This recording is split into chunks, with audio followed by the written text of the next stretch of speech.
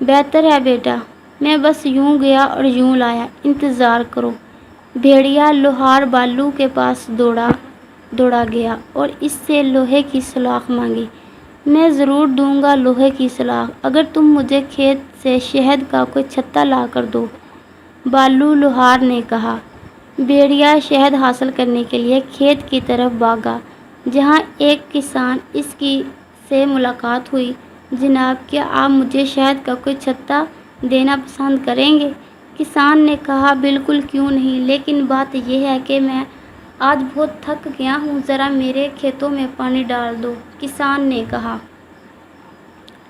بھیڑیا کڑی دھوپ میں کام کرنے لگا، معلوم نہیں تھا کہ کھانے کے لیے اتنی محنت کرنا پڑے گی۔ اسی دوران چنچل گھر واپس لوٹ آئی۔ ارے گلفام بیٹے، یہ کیا کر رہے ہو؟ بھیڑیا میرے پیچھے ہے ماں، لیکن میں نے بھی اسے ٹھکانے لگانے کی ایک نادر ترکیب سوچ رکھی ہے۔ گلفام نے اپنے منصوبے سے ماں کو واقف کیا۔ وہ بہت خوب، واہ بہت خوب میرے ہوشیار بیٹے، میں گڑھا کھودنے میں اپنے نوکیلے سینگوں سے تمہاری مدد کروں گی۔ ادھر کھیت پر یہ لو شہد کا چھتا، اب تم کام ختم کر کے جا سکتے ہو، کسان نے کہا۔ شکر ہے، میں تو سمجھا تھا کہ یہ مجھ سے سارا دن مسلسل کام لے گا، بھیڑیے نے سوچا اور چھتا لے کر بھاگتا ہوا لوہار کو شہد دینے اس کے پاس پہنچا۔ لوہار نے شہد لے کر سلاخ دیتے ہوئے کہا، یہ لو بھائی، یہ بہت مضبوط ہے۔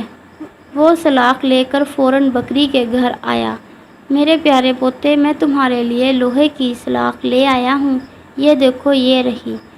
بہت بہت شکریہ دادا جان، آپ یہ مجھے کھڑکی سے دے دیں، گلفام نے کہا۔ جاؤ ماں، جلدی سے اس پردے کے پیچھے چھپ جاؤ۔ پھر گلفام نے جیسے ہی دروازہ کھولا، بھیڑیا ویسے ہی تیزی سے جھپٹا اور آہ آہ آہ دھڑکا، وہ دروازے کے سامنے کھدے گڑھے میں گر گیا۔ پھر منصوبے کے مطابق چنچل اپنی سینگیں اٹھا کر دوڑی اور خوب اس کی درگٹ بنائی۔ بھیڑیا چلاتا رہا، بچاؤ، بالآخر جان سے گیا، اسے لالچ کی سزا مل گئی۔ چنچل نے اپنے بیٹے سے کہا، گلفام بیٹے، آج تم نے اس بھیڑیے کو اچھا سبق سکھایا ہے۔ ہاں ماں، اب آپ کو یقین ہو گیا ہوگا کہ میں بھی بخوبی اپنی حفاظت کر سکتا ہوں۔